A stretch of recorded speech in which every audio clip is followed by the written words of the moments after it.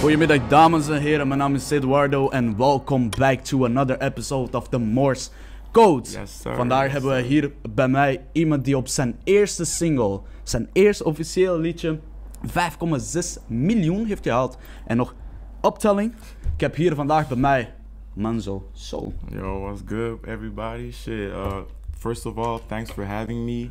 Thank you for being here. Dat is letterlijk podcasts en zo en talkshows zijn een van de leukste dingen die ik zelf kijk en zo. Dus dit is letterlijk de eerste keer dat ik zo'n ding kan doen. Ja, nee, maar ik zeg jou eerlijk, van al die artiesten die waren gekomen, jij waren te makkelijk. Dat is gewoon, hey yo, oké, ja, let's go, let's do this. Let's go. So I'm excited to be here and yeah man, that's all, shit. Ja, maar ik wou gewoon al direct beginnen, dat is de eerste single ooit, jouw eerste single, officiële release, toch?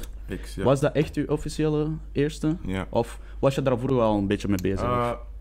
Eigenlijk wel. Ik heb 1 jaar gewacht, een vol jaar, voordat ik X heb gedropt. Er waren logische dingen daarvoor. Nummer 1, ik heb nog nooit iets uitgebracht, dus ik wist ook van mijn eigen, dat was super moeilijk.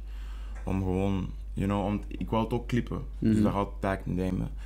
Ik was bezig met mijn producer, hij was dan ook mijn manager geworden in die tijd. Hij noemde Remy dus, shout-out Remy. En ja, hij heeft gewoon gezegd, kijk, je hebt fucking veel talent. Let's not waste that shit. We gaan 1 jaar werken aan muziek en daarna gaan wij plannen wat je kunt doen en zo. En dan, snap je?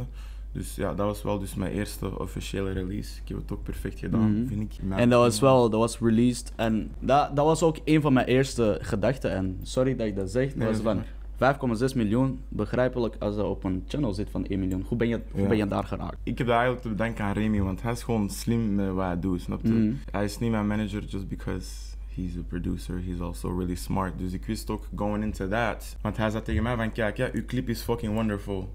En ik heb dat ook goed gefixt. Ik kan sowieso 100, dat boeit niet als ik 100 companies stuur op YouTube. Als die dat gewoon accepteren en die zien gewoon van, alright, uw muziek is nice en zo, we'll give you a chance, dan alright. En dat is exactly what happened met die Mr. Shade's channel. Die hebben gewoon gezegd van, hey, dat is nice, we zouden dat sowieso op onze page kunnen zetten. Het enigste nadeel dan zou ik zeggen was, ik kreeg recognition en die kreeg dan de revenue van de video. Maar dat is normaal, want dat is hun channel, snap je? Dus I was just like excited and yeah, that's what happened, exactly that.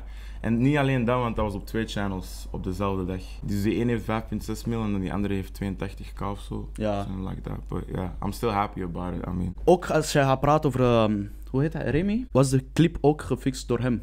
Want de clip is ook...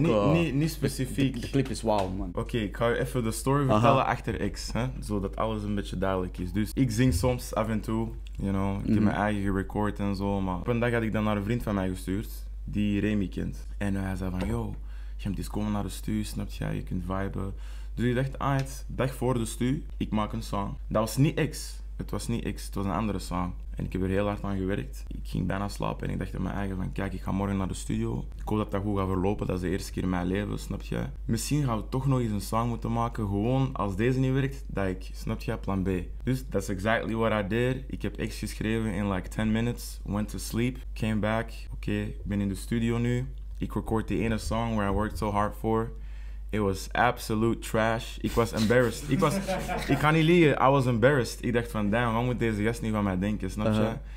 Ik kom hier gratis binnen en like, this is how I come. Dus ik dacht van, weet je, wacht. Ik zeg tegen hem van, bro, wacht, ik heb nog een song, snap je? Ik heb nog iets. Dus ik doe dat.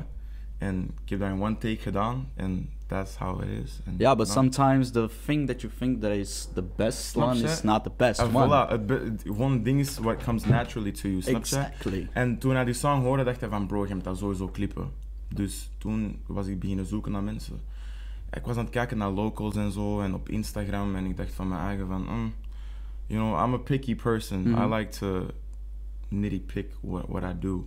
Snap je? It's your brand. Ja, exactly. Dus ik zag dan zo'n guy zijn visuals langskomen van, hij noemde Squared Second. Shout out to him. Ja, en ik vond zijn visuals gewoon op een next level. Dat was zo futuristic type shit. And I was really digging it. And at the time I was like, ik was super naïef. So, het zal niet zoveel kosten, snap je? Yeah. Maar quickly I knew like, hey, dat is een business. Wat hij heeft gezegd was, ja bro, uw muziek is echt goed en zo, ik geloof in u. En hij heeft mij gegund, want hij wist dat ik net begon met muziek. Ja, toen ben ik met de clip gekomen, ik heb het aan Remy laten zien en hij dacht van, bro, klaar. Ja, nee, maar je moet, en mensen moeten dat ook begrijpen. En ik heb dat ook al vaak gehoord van mensen van, die willen een clip. En ik heb ook videoclips gemaakt vroeger. En ik ben ook altijd bezig geweest met video's, met muziek, met foto's en van al dingen. Niet dat ik zelf muziek maak of zo, maar gewoon in die wereldje. Ja. En mensen kwamen naar mij zo van, wil je een videoclip maken voor mij zo, maar ik ken jou goed, je bent een goede vriend, doe dat gratis. Maar het ding is, dat is niet alleen opnemen, dat is ook bewerken. Dat is ook regisseren in jouw hoofd. Dat is werk. Dat is uren en uren en uren dat je daaraan bezig zit. Dus als je ooit iets vraagt aan iemand, wees bereid om te betalen, want het is gewoon om een persoon te helpen. Zelf is dat je beste vriend. Just keep going. Voordat we verder gaan, ik wou ook gewoon zeggen van, we hebben hier heel een publiek vandaag bij ons. En dat gaan wij ook beginnen doen elke week. Op onze Instagram, check onze Instagram. Dat gaat elke week daar staan als wij opnames hebben of zo. Dus je kunt ook solliciteren om bij het publiek te zitten. We hebben hier vandaag bij ons Yusuf. Maak lawaai! We hebben hier Carlos bij ons. Hey. En we hebben Isha. Hi. Yo. Dus dat zijn de 3 mensen die voor deze week zijn gekozen. En ooit misschien... Dat is wat ik wil, zo heel een... Oké, ik ga geen zeggen voetbalstadion, maar ik zeg zo echt zo... Just like people. Een theater, zo vol met mensen of zo. Dat zou gigantisch chill zijn. Anything's possible in this life, so... Maar wij gaan al direct beginnen en direct springen naar de eerste segmentatie van deze show. En de naam daarvan is... What the fuck bedoel je hiermee? En ik moet het altijd uitleggen, want wij zijn nieuw en mensen moeten dat toch weten. Dus we hebben een stukje gepakt van jouw muziek, van jouw liedjes. Een lyric. En wij willen gewoon weten wat jij daarmee bedoelt.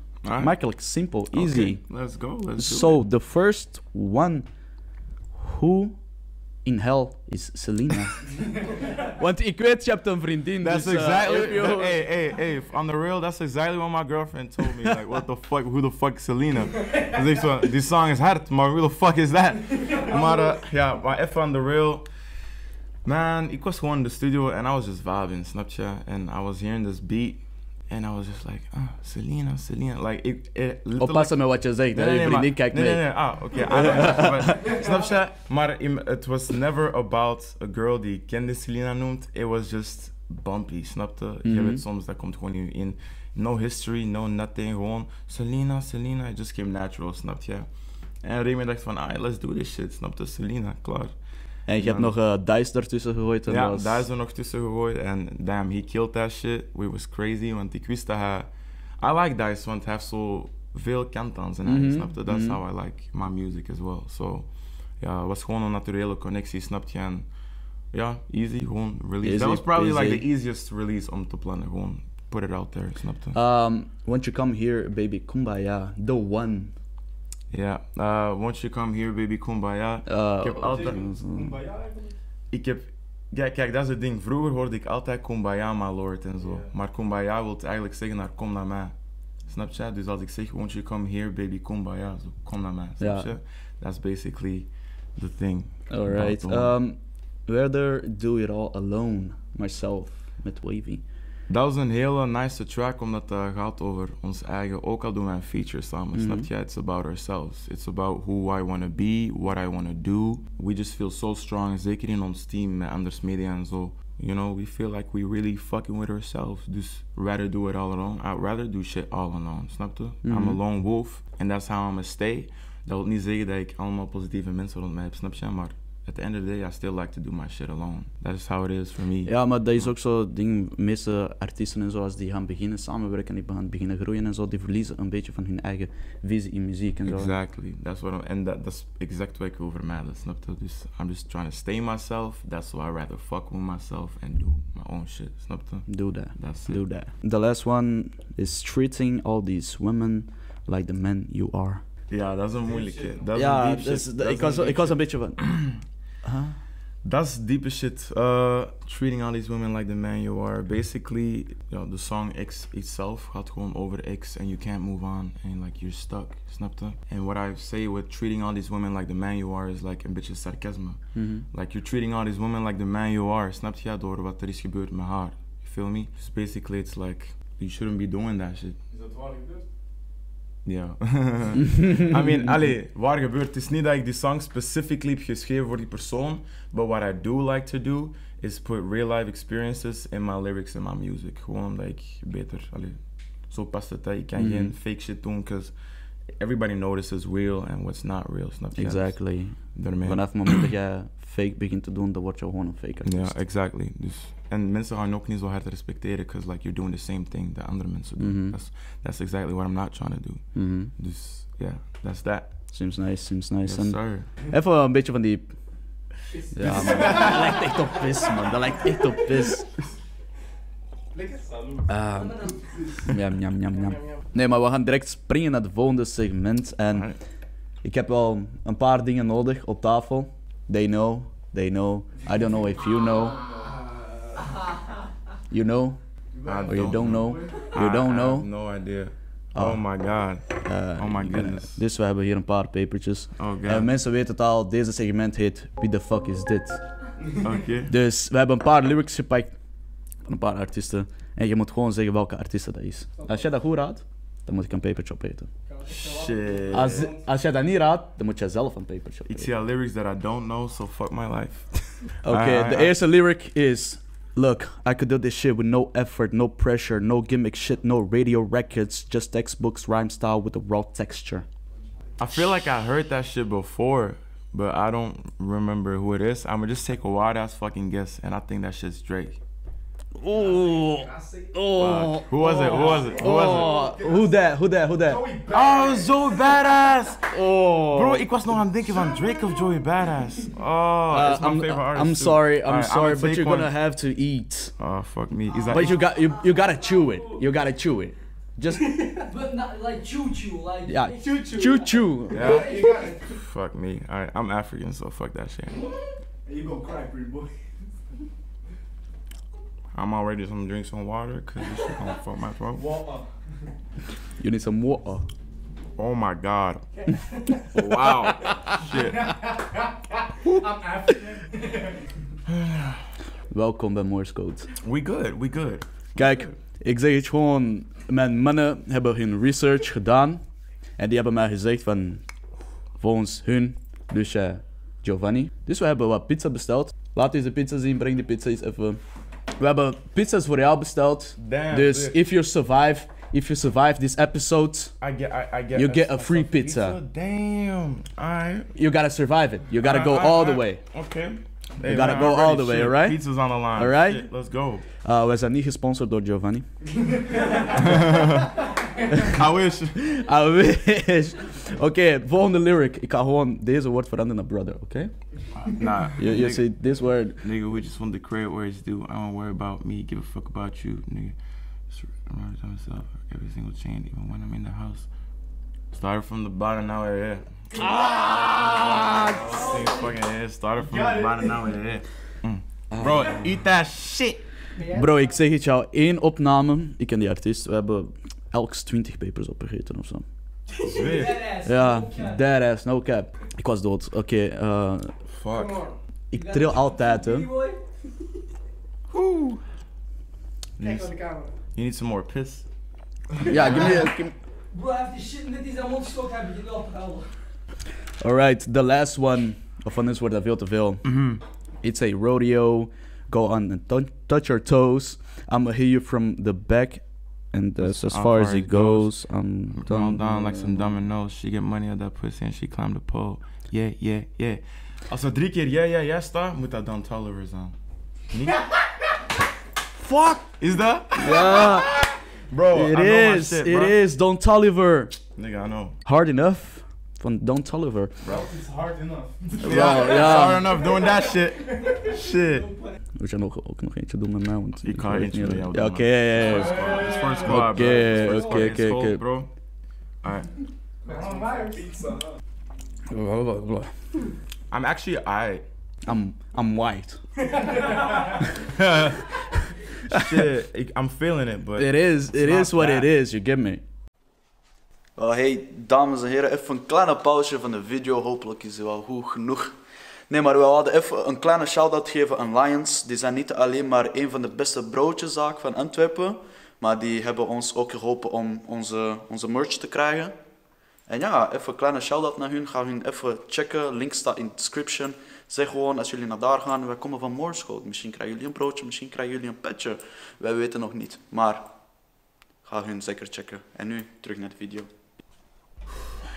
Wow, bro. Hey, you're fine.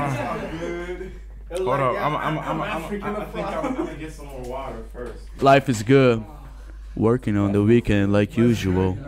Way off in the deep end like usual. Brothers say I pass and they know it too much. Haven't done my taxes, I'm too turned up. Risk go nuts. Hey. What's okay, so what? Hey, froze us. Bro. No shit too blush. It's Damn. cool. Bro.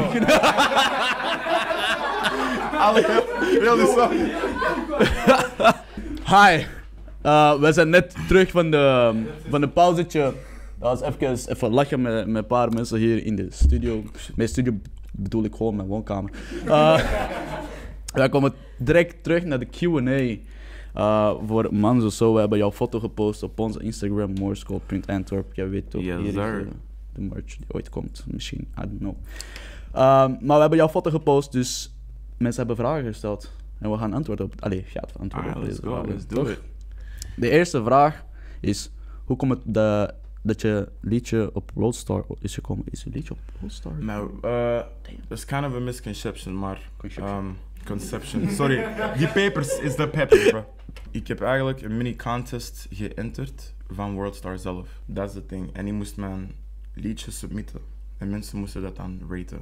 En if you would get in the top 2, I think, ging jij dan geselecteerd worden voor een opener show somewhere in the States voor Worldstar. It was crazy. En I just submitted, ik denk X. I submitted X. En ik was zesde op het einde. Van iedereen was ik zesde. En I was like really proud of myself, omdat ik dacht van, hey, we in the top 10, let's go. Maar, het was top 2. Maar ja, we made the top 6 with X. Ja, ik weet, dat is niet echt op Worldstar site gekomen. Het was gewoon de contest. I almost won it though. Deze vraag kwam van Senne. En de volgende vraag komt ook van Senne. Oh, oké. Hij is een pretty big fan, I think. Big fan. Shout out to you, bro. Big fan. Van waar komt de inspiratie voor de love songs? Please say your girlfriend. I mean, it does. I mean, my girlfriend and my relationship, maar ook what I've been through in the past. Like, if to be real, you're not always gonna forget what happened. Zeker niet, qua emoties misschien wel, maar zeker niet hoe jij je voelt of zo. Of hoe jij voelde toen.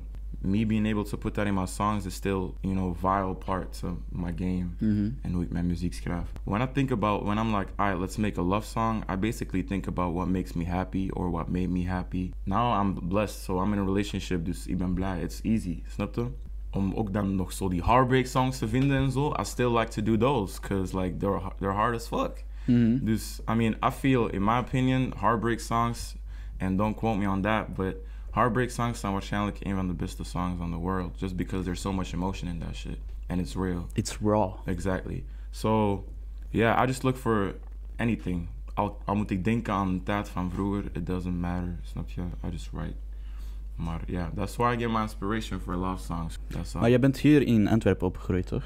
Yes, sir. En jij bent hier van Antwerpen. Yes, sir. Was it hard to find kind of like the perfect relationship? Want jij bent nu aan het groeien en ik geloof wel dat mensen echt zo vanaf een bepaald moment een andere visie hebben over jou. It was really hard growing up. Honest to God, I've been through a lot, honestly.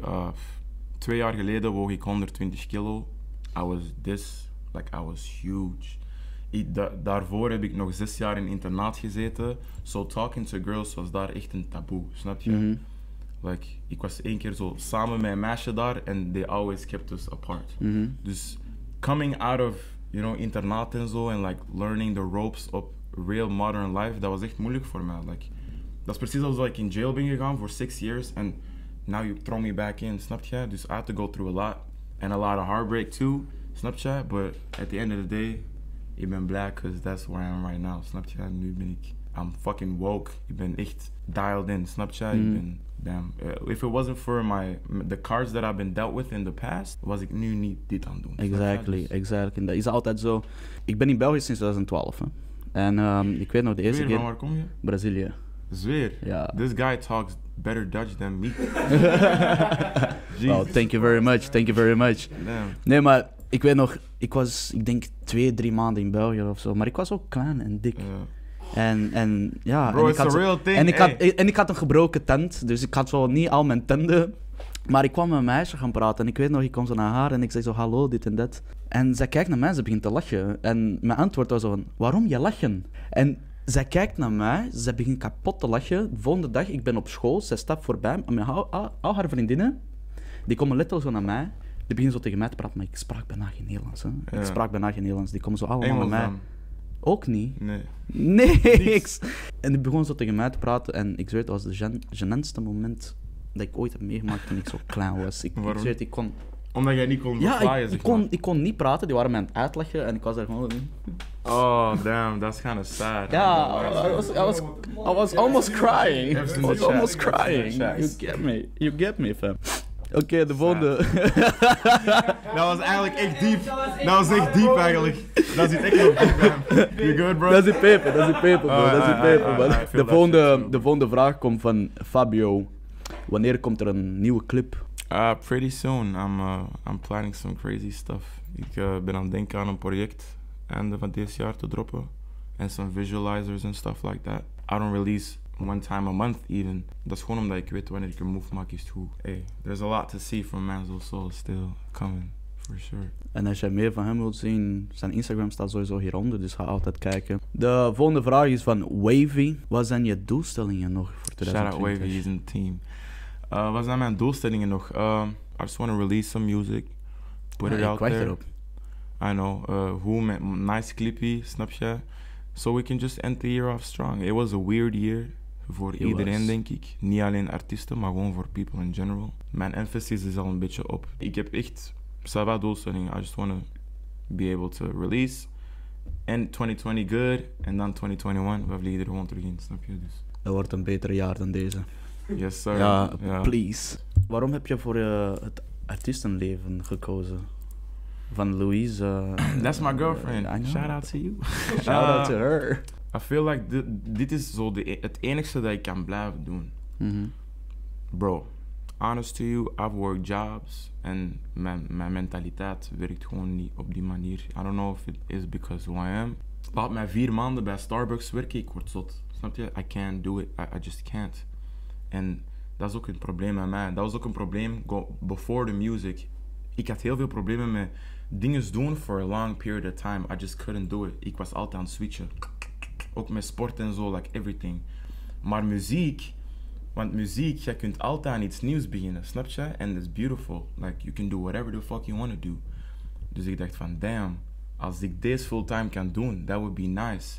En dan zie ik ook wat voor effect dat heeft op mijn fans. And people that like my music, and like my voice, and like what I'm all about. En dat geeft mij gewoon allemaal positivity, snap je? Like, this is the ultimate lifestyle in mijn hoofd. Dat is mijn ambitie in het leven, snap je? De volgende vraag is van Faro Borsch. Kan je zingen over andere meisjes als je een vriendin hebt? That's a deep question. Please. Okay, let me say this. Er zijn 2 factors. Factor nummer 1. Als je in een relatie bent met iemand at that part of time, welke persoon is dat? Is dat een jaloerse persoon? Is dat een open persoon? Respecteert zij jouw artiestenleven? Kan zij daar nog een beetje niet mee fokken, snap je?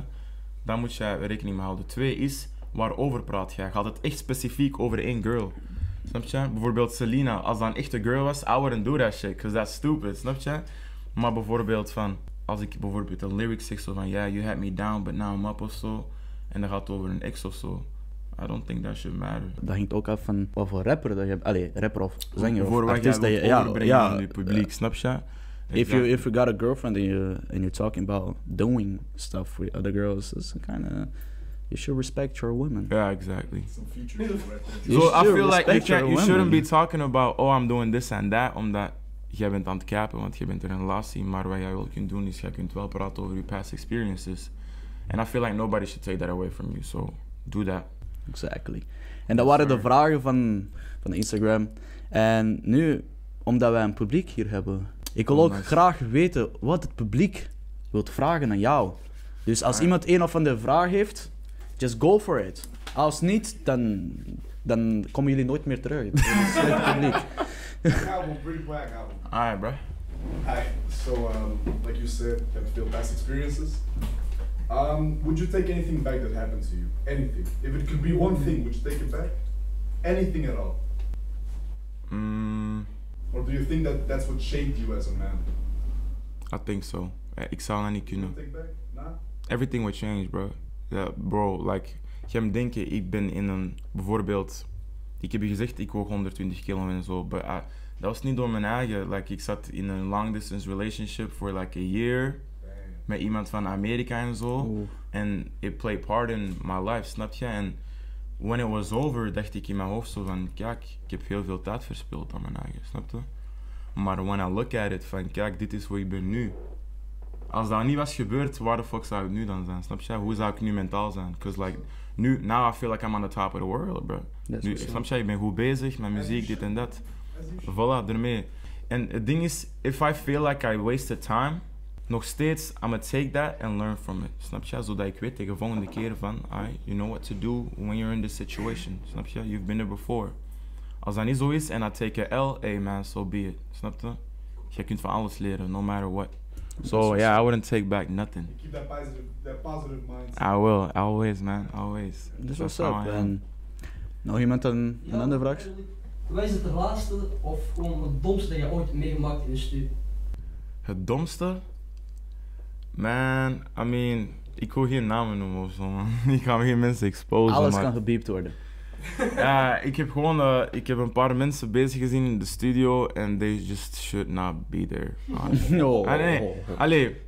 Kijk, I'm all for doing what you want to do, maar in that particular moment, in die situatie, that person was like portraying himself as somebody and I didn't know that person before. En toen zei ik hem bezig in de stu and I'm like, that's how you've been working? Like stealing people's shit and shit? Ja. Like, dan denk ik van, damn, that's kind of crazy. Like, zelfs een clown kan artiest worden, snap je? So, Dus je hebt nooit zoals Edu meegemaakt, zo'n script van Scarface of zo? Nee. Nee, ik heb niks echt raar tot nu toe, nog niks raar meegemaakt. Oké, wait, één verhaaltje. Just the thing was, I stepped inside and someone was getting head. And that was it. Zweer. That was... Damn. That was a kind of weird shit. Maar dat I don't think that's that uncommon. I don't think so. Als jij, bro, if you're about the studio life, you're gonna see some crazy Yeah, shit. the thing is, you never heard of the people saying like spit on the mic? What? Huh? Spit on the mic, that's wat ze bedoelen. Is that what they mean? Getting hair in the studio. I don't know. I'm just talking. I'm just talking. Is that what it mean with that shit? Oh, wait, what? Nee, maar... Is er nog een vraag? Yes. Oké, go for it. Op welke leeftijd heb je je stem ontdekt? Wist je dat je kon zingen en hoe heb je dat ontdekt? Ik kon totaal niet zingen toen ik 14 was. At all. Like, at all. Maar het ding was... Maar, snap jij bijvoorbeeld... You listen to songs. Iedereen hier. En jij zingt dat in de douche of zo, snap je? En one day, ik was zo 14 of zo. En I was like, hey, you know what? I don't really sound that bad. Snap je? Dus ik heb mijn eigen record en ik dacht, ja, I'm trash. Snap je? Maar dat heeft mij niet gestopt met blijven te zingen, snap je? And I feel like I feel like everybody can sing. Singing is like legit, like work. Imagine working out your muscles for like a year and you get ripped. Imagine trying to sing for a year and je stem wordt beter, snap je? Dus, yeah, that's just how I did it. En dan heb ik rond mijn 16 jaar heb ik de courage gehad om dan naar andere mensen te kunnen sturen. Eerst naar mijn close friends. En ja, toen zei hij van, yo bro, je hebt wel iets. Maar ik wist in mijn hoofd dat het nog niet perfect was, snap je? En toen ik 18 was of zo, heb ik daar echt open gezegd van, kijk, ik zing een beetje. En dan heb ik ook dingen gedaan, bijvoorbeeld in de Worldstar comment section. Heb ik zo domme dingen gedaan, snap je? Zo algorithmic shit, like, don't look at my story, it's just me singing. En dat zo 300 likes of zo.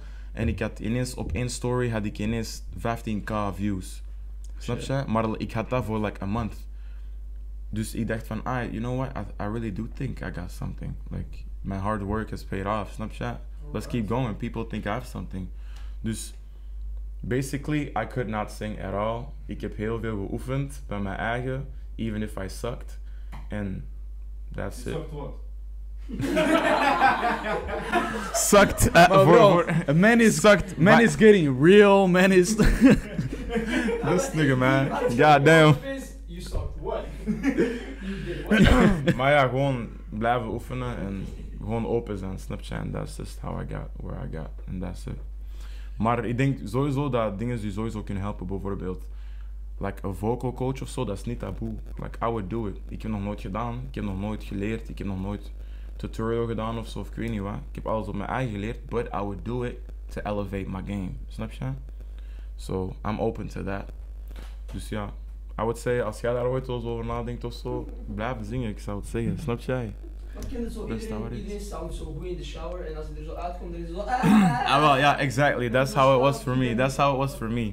Maar ja, op een dag deed ik gewoon zo'n cover van Beyoncé en I was like, hey man. Shit, Beyoncé. Damn, let's Shit, Dat was, Beyoncé. nah, I'm not gonna do that. Let me hear that. Let me Maar hear that. dat was Halo, ik weet dat nog heel goed. Wie denk jij dat in de Belgische muziekwereld andere artiesten van België die Belgische muziek boven kunnen brengen?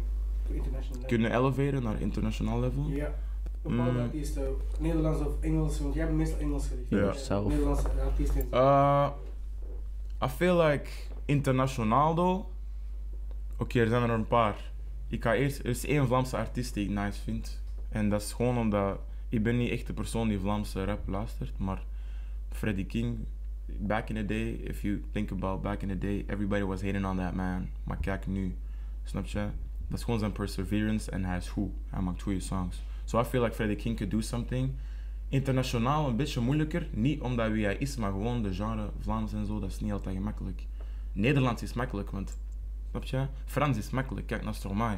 Maar Vlaams is iets anders, dat is een dialect, snap je? Maar I feel like he could do something, he's got the potential. Zeker met zwangerie en zo. I feel like in België, Hamza vind ik hard. Ik vind hem echt hard. He's got the sauce. That man, yeah, he's got the sauce guy. He is the sauce guy. He's got some good shit. Mijn team, obviously, I mean, I wouldn't be in my team als ik niet dacht dat mijn team would be able to take over the way they do. And they're doing great, so I'm proud of them.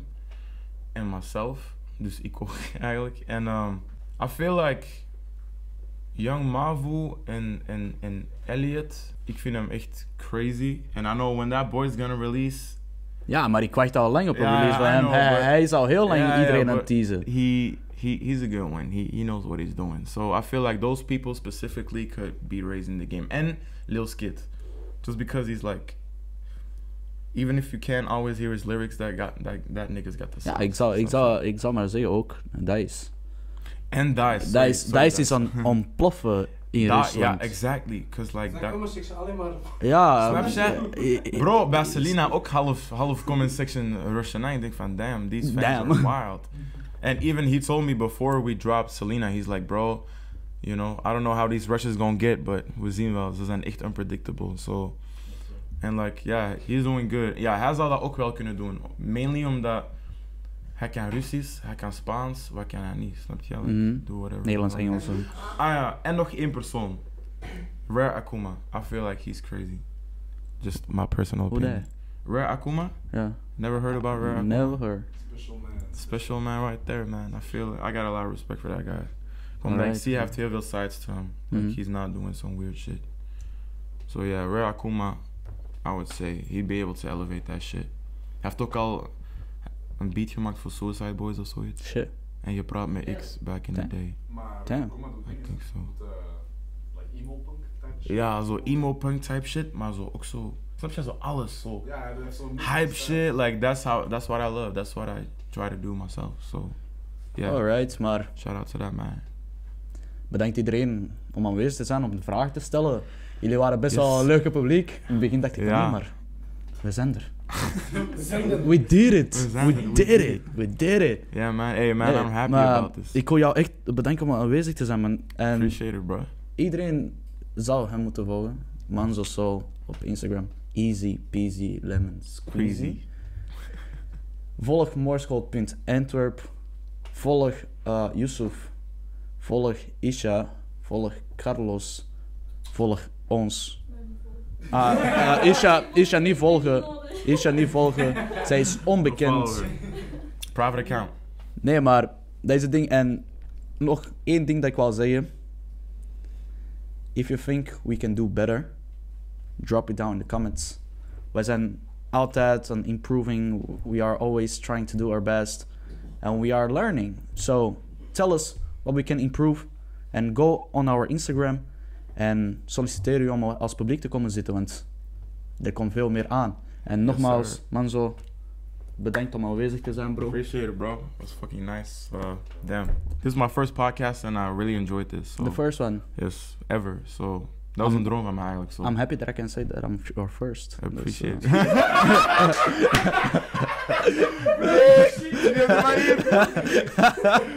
Shit says real quick.